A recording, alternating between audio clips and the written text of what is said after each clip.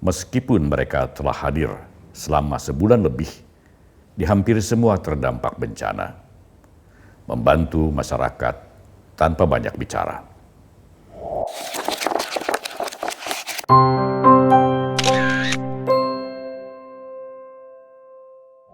Kawan Minmot, ada sejumlah putra-putra terbaik bangsa Indonesia yang mempertaruhkan jiwa dan raganya di lokasi-lokasi bencana di Pulau Sumatera hingga saat ini.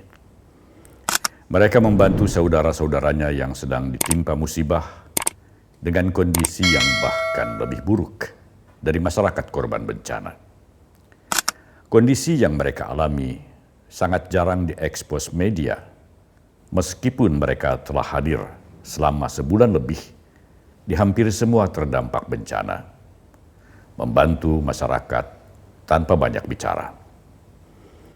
Kehadiran mereka yang sepi publikasi itu kalah dengan riuh rendahnya cacian dan makian terhadap pemerintah yang muncul di berbagai platform media sosial, dan kita baru mengetahui kegiatan mereka melalui postingan-postingan di media sosial yang diunggah perorangan dan para relawan. Namun gaungnya tetap saja dikalahkan oleh teriakan-teriakan para influencer yang meremehkan kerja keras pemerintah dalam mengatasi dampak bencana. Mereka adalah para patriot bangsa, para prajurit Tentara Nasional Indonesia (TNI), tentara rakyat yang lahir dan dibesarkan di tengah-tengah rakyat dan mengabdi untuk rakyat.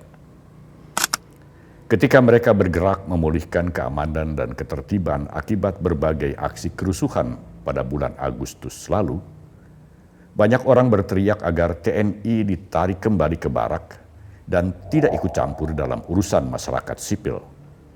Padahal tugas mereka saat itu tak lain untuk menjamin keamanan dan kenyamanan masyarakat. Sekarang saat mereka hadir di lokasi-lokasi bencana, tidak terdengar sedikit pun permintaan agar TNI ditarik kembali ke barak.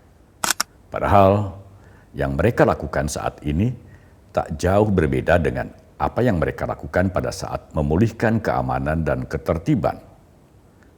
Saat ini pun mereka sedang membantu masyarakat sipil. Masyarakat sipil yang sedang menderita akibat bencana di Sumatera. Mereka berusaha sekuat tenaga agar saudara-saudaranya yang sedang ditimpa musibah dapat kembali hidup normal seperti sedia kala. Tanpa sedikit pun mengeluh, para prajurit TNI mengangkut dan mendistribusikan logistik untuk masyarakat di daerah-daerah terisolir, baik melalui udara maupun jalan darat. Di darat, setiap hari para patriot bangsa ini memikul logistik, membebani tubuhnya dengan berbagai kebutuhan masyarakat, dengan berjalan kaki berpuluh-puluh kilometer melewati jalanan terjal dan licin, bahkan di tengah guyuran hujan yang tiada henti. Ada juga yang membawa logistik dengan menggunakan sepeda motor melewati jalan setapak yang curam, jalan setapak yang menurun dan menanjak, atau melintasi sungai yang deras dengan menggunakan tali, sambil tetap membawa logistik untuk masyarakat terdampak bencana. Dan sekali lagi, tanpa keluhan sedikit pun. Mereka ikut membantu masyarakat membersihkan gumpalan-gumpalan lumpur yang tebal akibat banjir. Membenahi saluran-saluran air yang terhambat agar genangan-genangan air yang masih tersisa dapat mengalir kembali. Tak jarang para patriot bangsa ini mempertaruhkan nyawanya sendiri untuk menolong warga yang hanyut terbawa aliran sungai yang deras. Mereka tidak mempedulikan nasibnya sendiri demi keselamatan nyawa saudara-saudaranya yang tidak berdaya. Para prajurit TNI pula lah yang mendirikan sejumlah tenda pengungsian dengan berbagai fasilitasnya di berbagai daerah terdampak bencana agar saudara-saudaranya dapat berteduh, terlindung dari panas dan hujan. Sementara nasib mereka sendiri lebih buruk dari nasib yang dialami para pengungsi. Banyak yang terpaksa tidur melepas lelah di atas lumpur tanpa alas tikar dengan pakaian dinas yang tetap melekat di tubuhnya dan hampir tidak pernah diganti. Lalu siapa yang membangun jembatan-jembatan Beli dan jembatan Armco untuk menghubungkan kembali wilayah-wilayah terdampak bencana yang komunikasinya dengan dunia luar sempat terputus? Dan siapa yang membangun hunian-hunian sementara untuk warga korban bencana? Mereka adalah para prajurit TNI bersama para anggota Polri serta para pegawai Kementerian PUPR dibantu relawan dan masyarakat setempat. Mereka bekerja keras panjang siang dan malam demi mengejar target untuk segera merampungkan infrastruktur yang sangat dibutuhkan masyarakat terdampak bencana. Hasilnya sudah terlihat. Sejumlah jembatan beli yang terbuat dari rangka baja kini sudah bisa dilintasi masyarakat. Menghubungkan kembali komunikasi dan transportasi antar provinsi dan antar kabupaten yang terputus akibat banjir dan longsor, mengganti untuk sementara jembatan-jembatan yang hancur dilanda bah. Pengabdian para patriot bangsa ini dirasakan sendiri oleh masyarakat korban bencana. Dalam berbagai kesempatan, mereka menyampaikan ucapan terima kasih kepada para prajurit TNI yang telah membantu meringankan penderitaan mereka. Kami merasa bersyukur Bapak Angkatan Darat telah datang ke desa kami. Namun berbeda dengan masyarakat korban bencana yang merasakan sendiri pengabdian TNI yang tulus dan ikhlas. Sekelompok orang di luar lokasi bencana, tepatnya di media-media sosial, justru melontarkan berbagai tuduhan kepada para prajurit TNI. Di antaranya, tuduhan bahwa TNI menghalang-halangi masyarakat yang ingin memberikan bantuan kepada warga terdampak bencana. Padahal yang terjadi justru sebaliknya. Bantuan kemanusiaan yang berada dalam kawalan TNI sempat dihalang-halangi oleh sekelompok orang yang tampaknya terorganisir. Dan para prajurit TNI berusaha membujuk orang-orang itu secara persuasif agar tidak menghalang-halangi bantuan yang akan didistribusikan. Ketika ada sejumlah orang berbondong-bondong membawa bendera bulan bintang dengan alasan akan memberikan bantuan kemanusiaan kepada korban bencana, lagi-lagi TNI dituduh melakukan kekerasan. Padahal yang dilakukan TNI pada awalnya hanya meminta agar mereka tidak membawa bendera tersebut. Namun para pembawa bendera bulan bintang ini melakukan perlawanan dengan kekerasan hingga terjadi kericuhan. Momen kericuhan ini kemudian digoreng di media sosial dengan tuduhan bahwa TNI telah melakukan kekerasan dan mengkhianati perjanjian Helsinki 2005 yang mengizinkan masyarakat Aceh memiliki simbol wilayah termasuk bendera, lambang, dan himne. Tetapi kesepakatan ini masih belum tuntas karena bendera yang diusulkan mirip simbol Gerakan Aceh Merdeka atau GAM. Pemerintah pusat meminta agar bendera Aceh tidak sama persis dengan simbol GAM. Sehingga ada perundingan lanjutan untuk menyesuaikan kanun bendera Aceh ini. Namun pembahasannya masih belum tuntas hingga saat ini. Meskipun demikian, kesepakatan damai tetap dipertahankan oleh kedua pihak. Dan pemerintah pusat memberikan bantuan yang cukup besar untuk Aceh, terutama di saat pemulihan pasca bencana sekarang ini. Kericuhan yang terjadi sekali lagi merupakan reaksi atas perlawanan yang dilakukan para pembawa bendera bulan bintang. Dan di antara para pembawa bendera ini, pihak TNI menemukan sejumlah senjata tajam dan senjata api.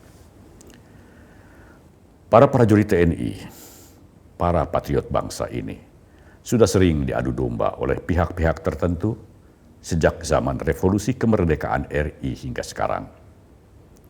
Hal ini tercermin dalam Mars Kodam Siliwangi yang mulai dikenal saat para prajurit Siliwangi yang sebelumnya hijrah ke Jogja pada peristiwa Bandung Lautan Api melakukan long march dari Yogyakarta untuk kembali ke Jawa Barat pada tahun 1948 atas perintah Panglima Besar Jenderal Sudirman. Ketika memasuki wilayah Jawa Barat, para prajurit TNI ini dihadang oleh gerombolan DITII yang ingin memisahkan diri dari Negara Kesatuan Republik Indonesia.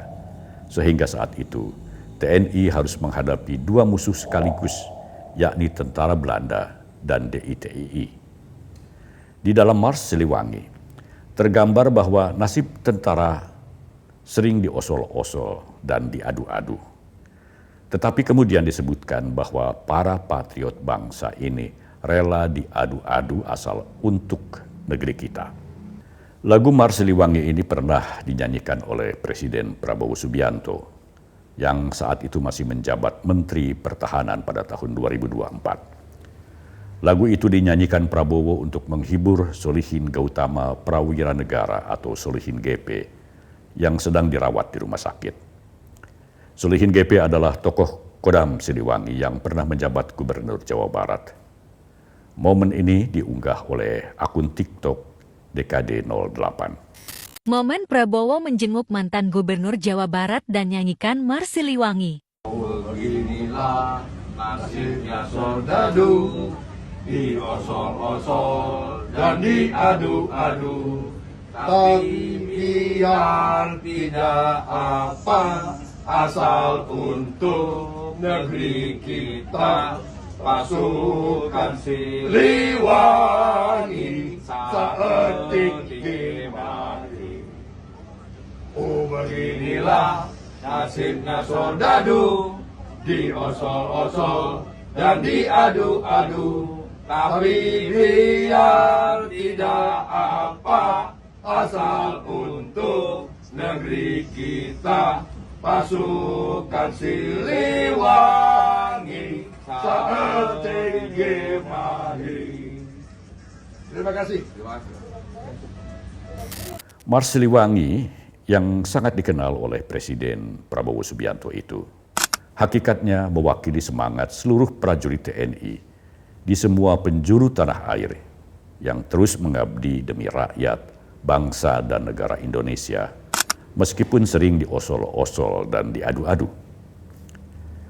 Dan yang perlu dicatat, Kodam Siliwangilah yang melahirkan Komando Pasukan Khusus TNI Angkatan Darat atau Kopassus TNI AD, tempat Prabowo dibesarkan dan mengabdi sebagai prajurit TNI hingga menjadi Komandan Jenderal pasukan elit tersebut. Semangat pengabdian para prajurit TNI juga terkandung dalam Sabta Marga dan Sumpah Prajurit.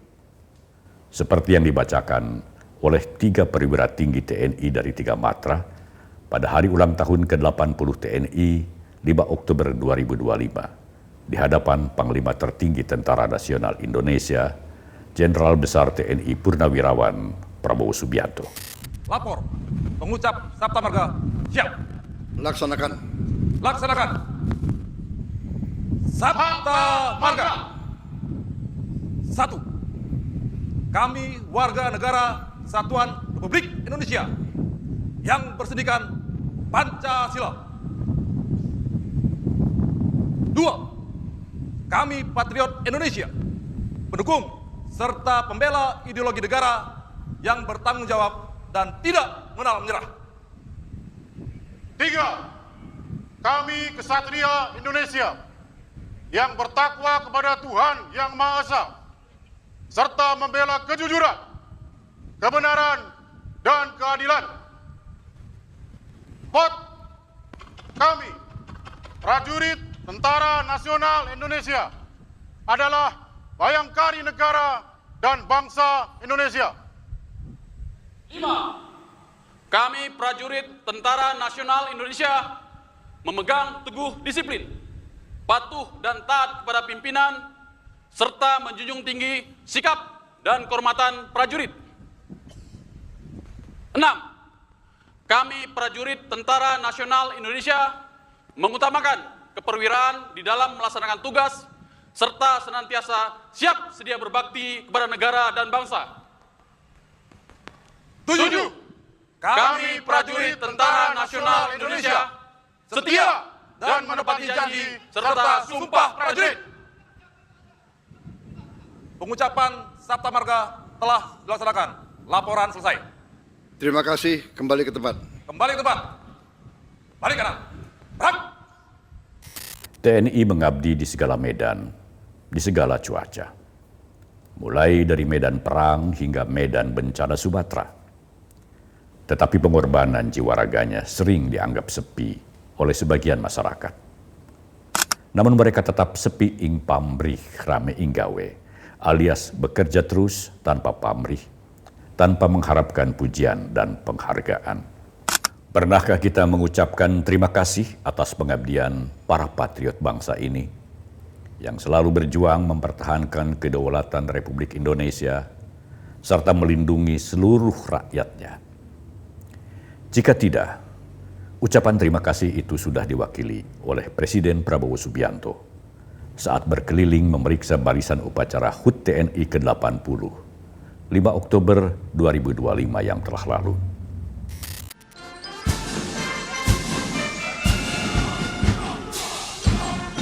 Terima kasih atas pengabdian saudara-saudara. Terima kasih pengabdian saudara-saudara. Terima kasih pengabdianmu. Terima kasih pengabdianmu.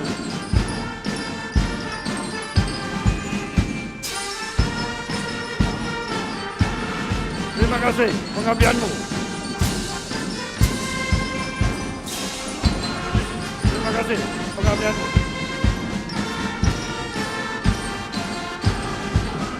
Terima kasih pengabdianmu. Terima kasih pengabdianmu. Terima kasih pengabdianmu. Terima kasih pengabdianmu.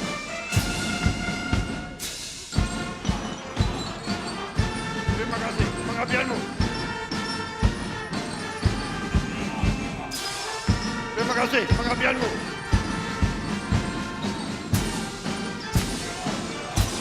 Terima kasih pengabdianmu.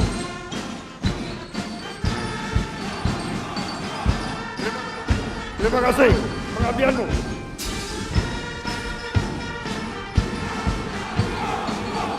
Terima kasih pengabdianmu. Terima kasih pengabdianmu.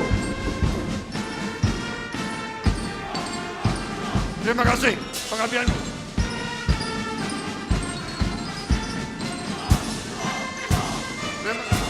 Terima kasih pengabdianmu. Terima kasih pengabdianmu. Terima kasih.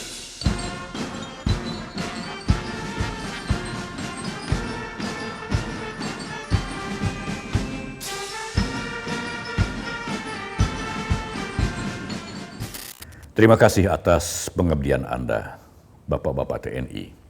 Rakyat tahu bahwa TNI lah yang berada di garda terdepan pemulihan pasca bencana Sumatera. Dan masyarakat korban bencana sangat berterima kasih kepada TNI. Sampai di sini dulu, kawan Minmot. Terima kasih untuk Anda yang tetap setia menjadi subscriber kami, serta Anda yang baru mensubscribe kanal kami. Terima kasih untuk Anda yang sering memberikan like, share, dan komentar. Salam Minmot.